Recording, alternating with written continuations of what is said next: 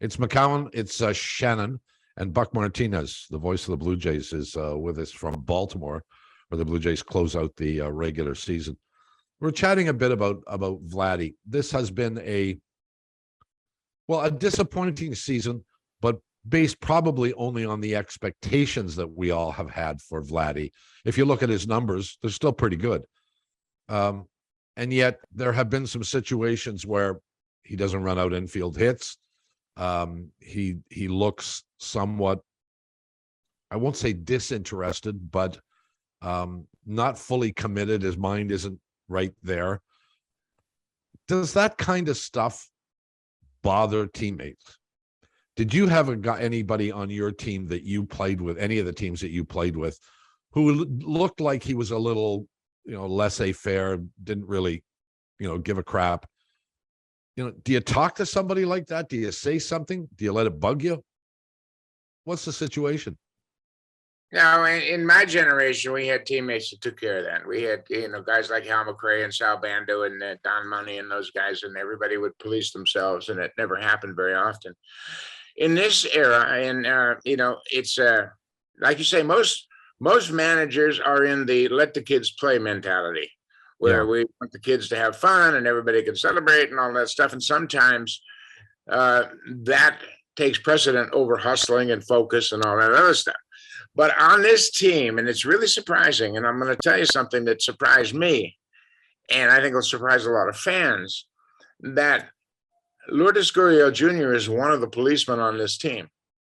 He's one of the guys that calls everybody out and says, hey, that's not how we do things around here.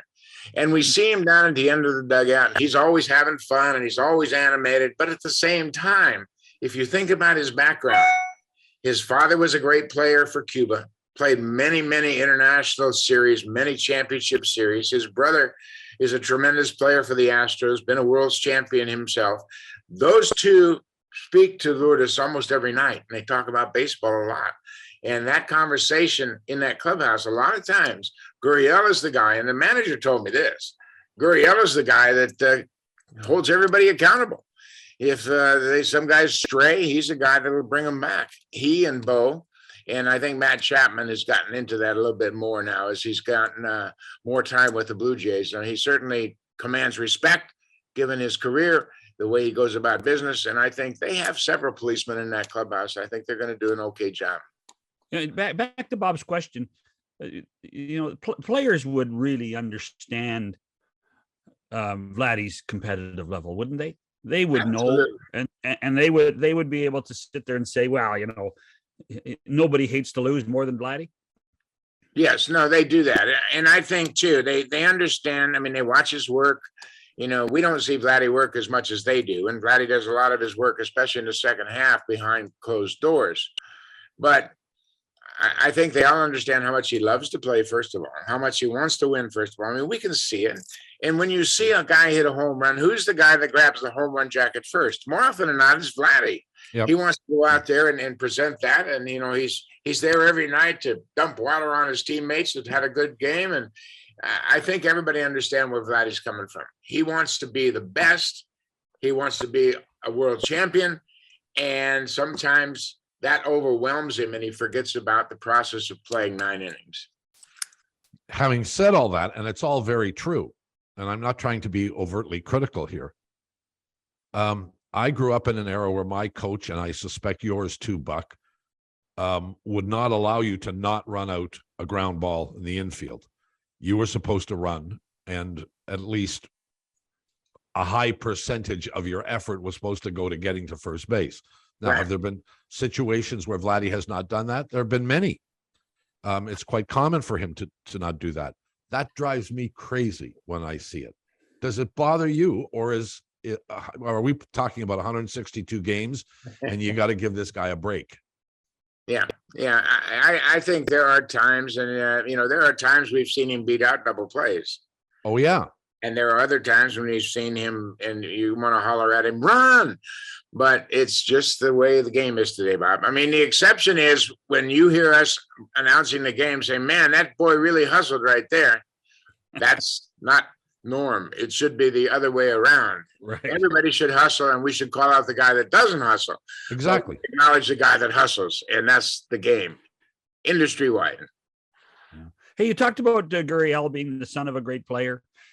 Bichette, Biggio, Guerrero. How much of an advantage for the Jays is it that there's some pretty good bloodlines here? Well, and you can include Gurriel in that too, as I mentioned before. And I think it's a huge advantage. I mean, they are so at ease in the atmosphere, and that's where we get back to postseason experience. You know, these kids have been around it since they were children, and they have seen guys celebrate championships. They've seen all-star games. They've been to all-star games. They've been around the great stars. So they're not overwhelmed by any of this. They understand this is their job, just like it was their father's job. And that's why I don't think postseason experience is going to be a factor for this team, because they've won in the minor leagues. They've been around the game as kids their whole life, and there's nothing too big for them. I don't think any challenge is going to be overwhelming for this ball club. And I think for all of the guys that have fathers that have played in the game, all of that experience will be passed on to their teammates as well. And plus the fact that you have George Springer, who's played in 63 postseason games, been a World Series MVP, and he's going to keep everybody calm and say, hey, this is no big deal, fellas. This is just the same way we played in April. That's how you have to play in October. So, you know, if the Blue Jays were playing Tampa Bay, we know exactly what's coming. We know who all the players are. We see them 19 times a year. If it was the Yankees, the same thing. But now it's Seattle. And to be honest, I have only vague memories of Seattle games with the Blue Jays this year. What should we be looking for from the Seattle Mariners? Well, and you're right. The vague memories are because that's when the Blue Jays were really struggling. Remember, they went to Oakland and Seattle and didn't play very well at all. I don't think they scored many runs, and Seattle just whipped them. Seattle's got a good team. Seattle has a good pitching staff. Seattle has probably 5 legitimate starters and a very good bullpen, including a very good young Canadian, Matt Brash, who throws 100 out of their bullpen. So, yeah, they've got it's an interesting team. And I'm like you. I mean, I've had to go back and start studying on Seattle now. And you know what? I don't think it's still resolved. I think if Seattle gets swept the rest of this series by the Tigers and the Rays win their 2 games, the Rays will have tied Seattle. And because of the season series, the Rays would end up at Rogers Center, which I think would be a real boost for the Blue Jays because they've played them so often recently. But you're right. Seattle is kind of a mystery team. But they've got Louis Castillo, Robbie Ray is no mystery, of course. He's there. And they've got Logan Gilbert and George Kirby. They've got some nice starters.